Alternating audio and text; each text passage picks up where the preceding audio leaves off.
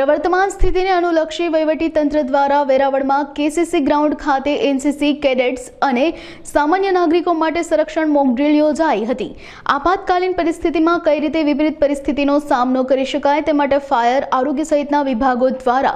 Live demo આપી લોકોને માહિતગાર કરવામાં આવ્યા હતા। આ મોક ડ્રીલમાં કલેક્ટર એનવી ઉપાધ્યાય, વેરાવળ પાટણ નગરપાલિકા પ્રમુખ પલ્લવી જાની, જિલ્લા પોલીસ વડા મનોહરસિંહ જાડેજા, જિલ્લા વિકાસ અધિકારી સ્નેહલ ભાપકર સહિતના આગેવાનો અને નાગરિકો ઉપસ્થિત રહ્યા હતા। અત્યારે આપણે એક ડેમોન્સ્ટ્રેશન જેવું કર્યું હતું કે જેમાં આપાતકાલીન સ્થિતિમાં કેવી રીતે આપણે વર્તન કરવું જોઈએ, એમાં અલગ અલગ જે છે ઘટનાઓ તેને આવરી લઈને આપણે પ્રથમ તો જ્યારે કોઈ આગની ઘટના લાગીને આપણે એમાં અટવાઈ ગયા હોઈએ તો આપણી જાતને કેવી રીતે બચાવવી, કોઈ યુદ્ધની સ્થિતિમાં કોઈ બોમ્બાર્ડિંગ થયું હોય, કોઈ બ્લાસ્ટ થયો હોય તો આપણે કેવી રીતે એમાંથી બચીને બહાર નીકળવું તેનું ડેમોન્સ્ટ્રેશન કરવામાં આવ્યું છે। ત્યારબાદ ફાયર ટીમ દ્વારા ફાયરના સંજોગોમાં કેવી રીતે કામ કરવું જોઈએ,